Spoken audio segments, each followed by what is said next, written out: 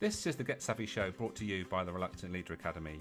I'm your host, Mark Terrell, and on each episode, I'm going to help you get savvy to allow you and your business to grow. We'll be focusing on the three elements that lead to business success: your mindset, your processes, and your skills.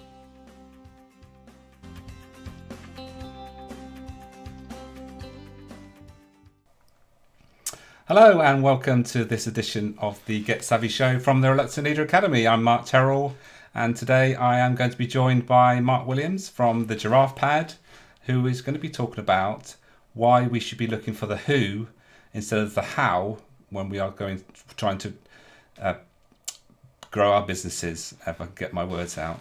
So really looking forward to the show. If you've not joined before, then please feel free to comment. Feel free to get involved with the show as much as you can, whether you're on LinkedIn, whether you're on Facebook, or whether you're on YouTube. It would be great to hear from you. I see we've already got somebody that has joined us already, and that's Claire.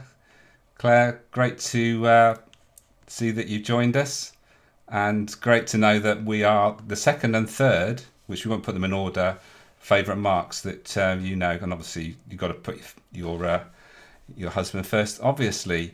So let's get on with the show, and let's bring on my guest today, Mark. So welcome, Mark, to the Get Savvy Show. Thanks, Mark. It's an absolute pleasure to be here. Yes, it's going to be great, because I think this is really important, because you've been growing your business like I have, and sometimes we get stuck in the how can we do things, but you've got you've learnt the lessons like I have. It's about finding the right people and the how, isn't it? 100%. I mean, if I think of some of the effort I put into areas of the business that simply aren't my strength or skill set, and how much it slows us down and takes so much time to deliver something that's not good anyway. Outsourcing, finding the right people is 100% important. Brilliant. Right, well, so we're going to get stuck into that topic in a while, but before we do that, we're going to talk about my favourite topic, and that is motivations. So you have completed your motivational map, so you know now what drives you in your business, and we were just talking off air just before we started about what you learned from your motivational map. I think you said it was accurate. Was there anything else that sort of jumped out at you? It was interesting how low a score was some of the things that aren't important to me, if that makes sense, and something you highlighted as well. Yeah. I wasn't too surprised at the strongest motivators. They really resonate with me, but I was quite surprised at how low the other scores were. Cool. So let's reveal what Mark's top motivators are. So for you that are not familiar with the motivational maps model, there are 9 motivations, and what we do with motivational maps is put them in the right order for us, from the most important down to the least important. So Mark's top 3 are spirit. So freedom is important to Mark. Secondly, creator. So he likes to be innovative and bring new ideas into being. And thirdly, he wants to make a difference. So I think the first question, Mark, is how do you see those 3 sort of fitting into your business, and how do you see them being fulfilled in your business? So that first one is really crucial. The word freedom has always been a really important value of mine. And if I think back to running my training and coaching business, I'd often get, are you a facilitator, are you a trainer or a coach? And I'd always struggle with that, because that's just for myself as self-employed. And having that freedom to run my own business and make a decision was the most important thing to me. And then it just happened to be training and coaching as a result of it. With Giraffe Pad, it's the freedom to bring something completely new to the market, to build it, create it, and hopefully create the life I and my family need to as a result. But the freedom of not being constrained with a big organisation is hugely important to me. Yeah, it's interesting because it's quite an innovative new product, isn't it? It's a product that helps trainers to just connect with the delegates, isn't it? Essentially, that's what the Giraffe Pad is. Yeah, it's very much around helping trainers and coaches build learning journeys that engage their learners and interact with them, rather than rely simply on the one-off session that deliver live. And yeah, we're 3 years in, but a long way to go. Yeah, and I think also bearing in mind, obviously, your third motivator being you want to make a difference, and that is a very strong motivator. In it's one of the drivers that makes people set up their own business because they want to be more, have a purpose in their business, and I guess that is important to you, that ultimately you're connected to the outcome that you're helping people with. Absolutely. I mean, in my training business, I had a lot of really good clients, but there was numerous times where, despite all the best efforts, it felt like the training or program we were running was just a ticking box. It wasn't ever going to make a difference. And I found that hugely frustrating. And so the point around Giraffe Pad is it helps trainers and coaches take control of that and really properly make a difference, to really help that learning stick with our participants rather than rely on other people and third parties to support it. Yeah, yeah. And you just mentioned, just before we started talking about motivations, the things that don't motivate you and how they affect you. So your lowest motivator in your motivational map is the star motivator, and that is quite common. That I find that it's the drive to be recognised and sort of promote ourselves. So you could say it's the marketing drive, and quite often I find about that is quite low. So that's your lowest. So just coming on here is probably one of those things that you're doing because you have to rather than because you want to, I guess. Well, I mean, partly it's because it's you, Mark, and I know you and trust you. So I'm happy to be here. But you're right, this is uncomfortable for sure. I'm not interested in the sort of personal accolades or anything like that, but I do recognise that in the stage we're at in the business at the moment and how close I am to our target market, I have to be front and foremost. But there's definitely a bit of me that looks forward to being when I can step back from that and not have to be so involved in that side, that's for sure. Yeah, I think the important things is that it's recognising the things that we don't particularly enjoy or are motivated by, but also what we can do is we can connect those things to the things that do motivate us. So it's about realising that if we do those things, in your case, it will lead to making more of a difference, creating more freedom ultimately in the long term. But short term, maybe it's not something that you would choose to do if you had the choice. So it's interesting, and these are the things how we can use the information to benefit us and make better decisions, especially when we're running our own businesses, I think. Well, it's interesting that second of my strong ones, a creator. We've recently used a designer to create a lot of marketing platform for us, and what it means is I can create my artistic and creative post without me having to be involved. So it almost is my worst and one of my strongest motivators, playing with each other. So I can do the marketing and be creative without having to be me as part of it. That makes sense. So. Yeah, absolutely, makes perfect sense. Right, let's move on to what we're here to talk about, and that is why should we be looking for the who rather than the how for our business, and how have you sort of come to that conclusion?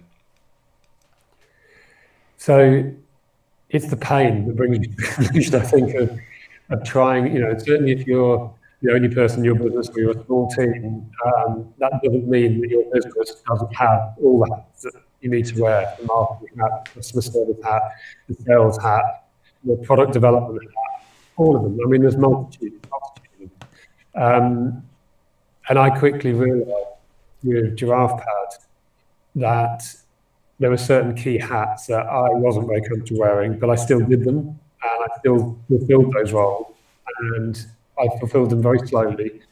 They took me away from the things I was good at and strong at, and that certainly held us back at the early stages.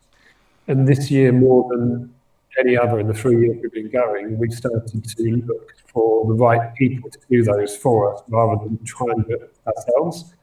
And it's made an absolutely transformational difference in a number of different areas. It's freed me up, and it's delivered quality areas that are really important to us. I think the biggest challenge that I have, and I'm sure many people have when they're in business, is that there are things that we can do, and we might be quite good at them. But the question we've got to ask ourselves is this what we should be doing? And is this how I envisage my role being when I set up my business? And I guess that's the crucial question, isn't it? It is, and I don't know. I mean, it depends how organised someone is when they're setting up their business. I mean, if I think of the business I've set up, and most people I know, you have an idea and you want to get it out there and you want to build a business around it. You don't literally sit back and think, right, I'm going to have to do X, I'm going to have to do Z. Only when you start going, you realize all those goals need to be fulfilled.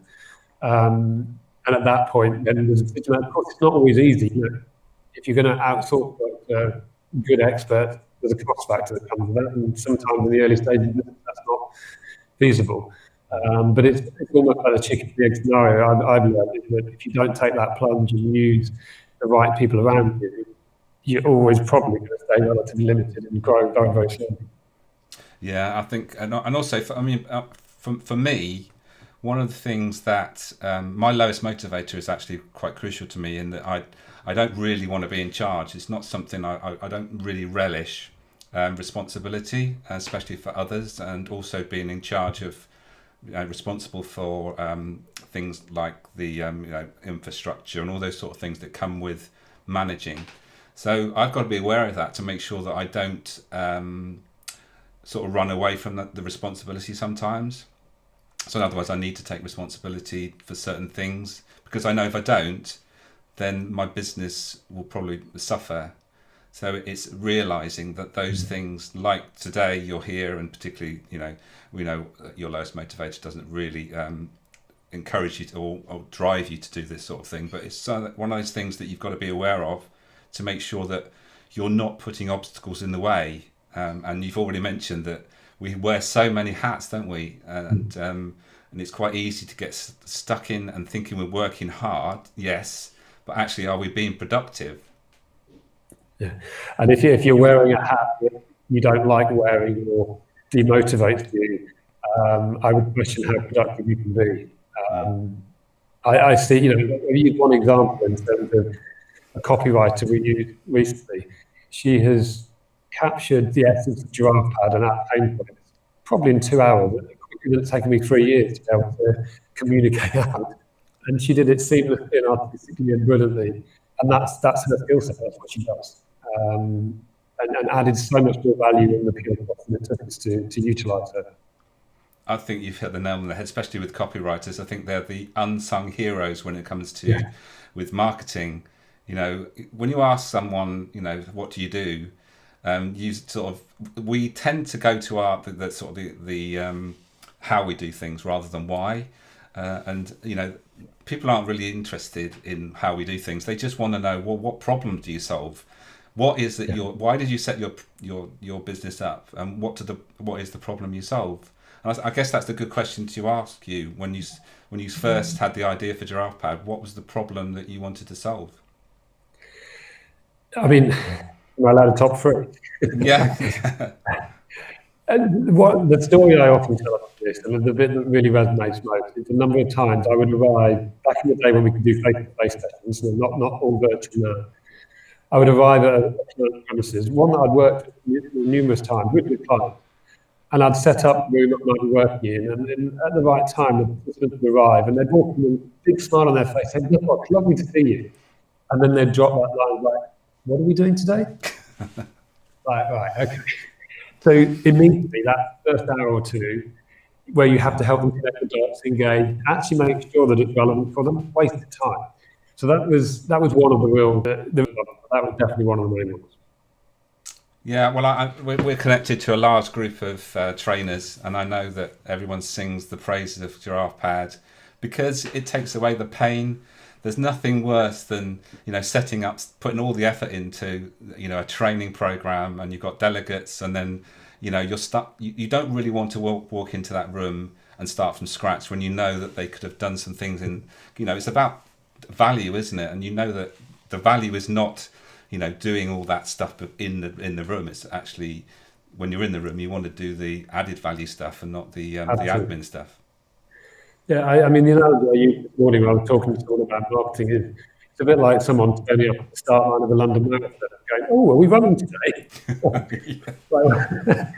to be quite hard to perform your very best and get the value out of it if you haven't prepared. And that's one of the things Giraffe really helps with. Yeah. Preparation is the key, and it puts everything in one place, doesn't it? So you're able to sort of put the resources they need, and obviously any videos and all that sort of stuff. Yeah, and this was it. It's like, this is the other big pain point. You would email stuff out in advance, half the people would lose it or not know where it was. And also, you'd walk out of the training room at the end of the day. There'd be these amazing resources all around the room, photos, flip charts, whiteboard, handouts you'd lovingly created, all left lying around the room. And they'd contact you 2 weeks later and say, Mark, remember that thing that you did? Well, can you send me a copy? And you don't need to draft it because it's all in there, all drip feed at the right time, and they know where it is. So. Yeah, so it takes care of that bit at the front end before the main training starts, and also it picks up all those left behind handouts that we walk around picking up, thinking, well, they should have taken this home because they've got some work to do, and they can't really do it without this sort of scenario. Exactly. Yeah, it's quite disheartening, isn't it? So so I've used a Giraffe Pad. I've been a delegate using Giraffe Pad. And if you're in that training space, I highly recommend checking it out because it's just a great bit of kit to organise everything for your benefit. And also, it actually helps every single delegate to know exactly where everything is. There's no sharing a Dropbox link. There's no sharing this, that, and the other, and having the problem with the compatibility with Google and Microsoft and all that stuff. It's basically just a resource that's everything's there in one place. Yeah, absolutely. So, so I know the software industry is never sort of it's not about standing still, and there's sort of developments always in the pipeline, I guess. So, with regards to Giraffe Pad, what sort of things have you got in the pipeline that's going to sort of add to that the original sort of vision? Well, interestingly, this is what ties into my very almost second equal top motivator about being creative. The ability to look at the pain points around in our learning development industry and create features in Giraffe Pad to serve them, if you like, is one of the most enjoyable parts of my job.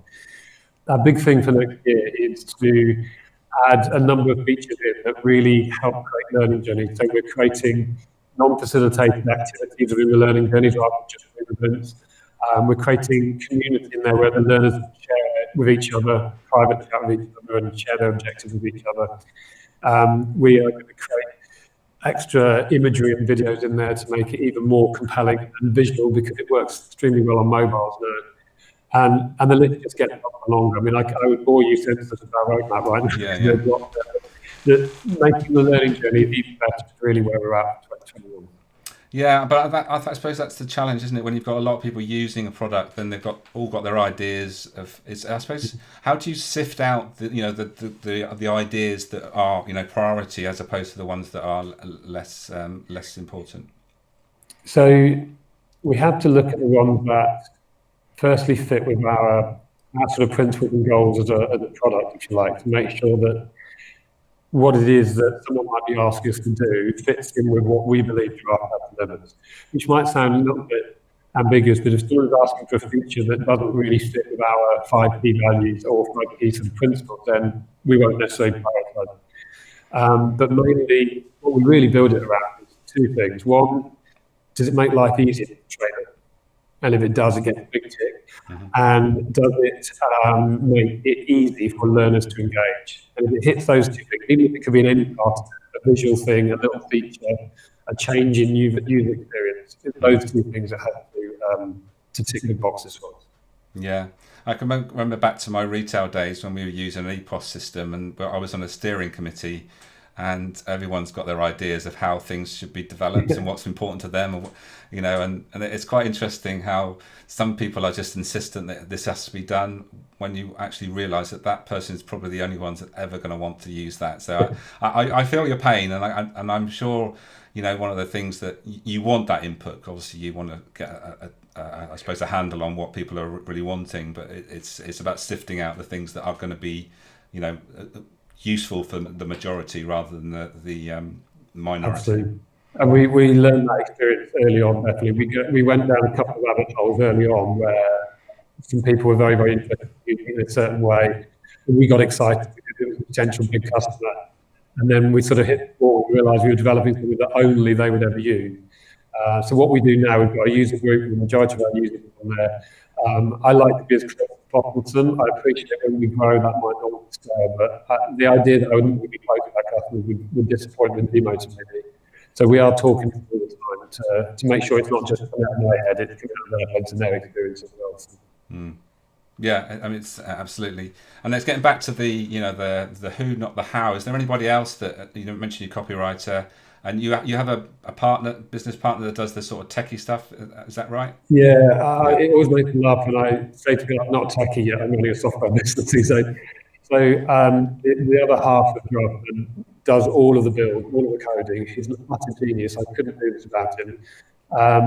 When he came into the business, when we were about 6 months, 12 months old, that's probably the single biggest transformational moment. Without him, I probably wouldn't be here right now. He's that good. He takes care of all of the entirely. And then recently we used a copywriter and a designer to rebuild a new website. I've used someone actually to help with our social media profile and LinkedIn connections. And I'm just starting conversations with a marketing agency about supporting that area because it's not an area that I feel overly comfortable in. And we've also got someone looking at the sort of analytical side around Google, which we haven't got much access to. So the difference in the last 6 months, having those people involved, compared to perhaps the previous 2 years where it was just me and Ian heads down, is, I can't even put into words, transformational. Yeah, so we've all got our teams, haven't we? Whether we employ them or whether they're subcontractors or whatever relationship we've got with them, it's important to understand that they are part of our team, and it's about getting the best out of them. Communication's key.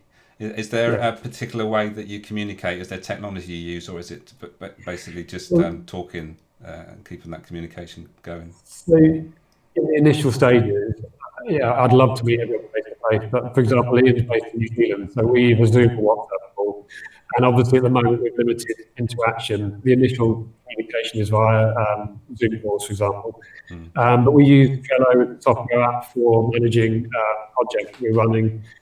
We use Giraffe Pad itself for communicating certain areas of what we're doing as well. So we'll use various software tools. But for me, the most important one is whilst we have to be virtual, the I-try concept, the relationship you build like that. Obviously, when you're looking for external contractors, their skill set and ability to deliver is key, but it's really important to me that we get on with them. And they get what we do and they get us, and likewise, we get them. So that's a really, really big filter for me. If that doesn't work, the relationship doesn't feel right, I would be uncomfortable working with them. Yeah, I get that as well. And sometimes we need people as supporters, but also we need sometimes people to challenge us a bit and actually see our potential. We need to be pushed a bit, don't we? So we need some of those people on board, don't we? Yeah, and I think that's why, setting the stage where it's quite nice to use external providers, because they're not employees or staff that might feel reluctant to push us. They can challenge us because they're experts in their field. And this is why it's important to me that they get the product, because if they get it, they tend to buy into it and want it to succeed as much as just do their work. And that's certainly what we got with the copywriter and designer for the website and the marketing collateral. I feel that they want Giraffe Pad to succeed as much as we do, and I love that. That makes them invaluable to me. Yeah, and that's an interesting thing, because when you talk about the sort of the leadership journey, first of all, you have to have the vision, and you've had that vision. You can see a need for something, and you mobilise that vision. So you've started things rolling, started getting the software, and then when it really becomes something that's really important is when people actually become almost attached to the. They almost take responsibility in some ways that they want to see the product developing and they support it. So it's like, we're all, leaders in our own right in one way or the other. And at that last stage where people actually then almost take responsibility without you asking is ultimately where leadership is really, the key. The people have taken on that initial vision as almost as their own. Yeah, absolutely. And I think one of the important stages to get there, you mentioned about the challenge as well, is that ability to be direct and give feedback and not shy away from things, because I think it's quite easy. People might perceive that me and Ian Giraffe Pad are a little baby, for example, something we've built from scratch ourselves, and we might be precious about it. And we like nothing better than people pushing back and challenging us if we're going down a different route. And I think that's what then gets people to take responsibility for it, because they feel they're invested in it. They just have to sort of tell us, yes, you're right, Mark, or do what you were doing. I don't think they would buy into it. So that's what we really value as well. It's really important. Well, sadly, Mark, our time is running out quickly. Just to wrap things up, just to tell us where to find you, where to check out Giraffe Pad and all that stuff. Yeah, so giraffepad.com is the website, and thanks to the new shiny website, it hopefully tells a really clear picture of everything that's there. And I'm really happy to connect with you on LinkedIn. If you search for Mark at Giraffe Pad on LinkedIn, you'll find me, and all the posts I put on there. So. Brilliant stuff. Thanks, Mark. It's been an absolute joy, and lots of things to discuss about running a business and leadership and motivation all wrapped up in one. So it's been great. Thank you for giving us the time today, and I will catch you very soon, hopefully in some sort of capacity in our trainer talk or wherever that might be. Listen, thank you very much, Mark. Thank you for putting me up front on my least strong motivator. I was challenging you, you, and hopefully it'll all be worthwhile, and there won't be any tears at the end of it. No, thanks a lot, Mark. Really appreciate it. Thanks a lot, Mark. Cheers. Bye. Well, thank you, Mark, for being my first guest on the Get Savvy show. And I hope whoever's listened in, whether you caught us live or whether you're catching us on the replay, I hope you got some value from that. We're both, we're all running businesses, trying to grow our businesses. Mark's got his own stories, and I have. And we've all got our own stories, but we can learn from one another. That's the important thing. So thanks for those who got involved with the show today. If you have any comments, please leave them, and I will get back to you with any questions or anything. If you want to check out, obviously, Mark at giraffepad.com. If you want to check me out, then thereluctantleader.academy is where you find me, and also connect with me on LinkedIn and all the other places. So for now, thank you for listening in. I hope we will see you very shortly on the next edition of the Get Savvy show. But until then, have a great day and see you very soon.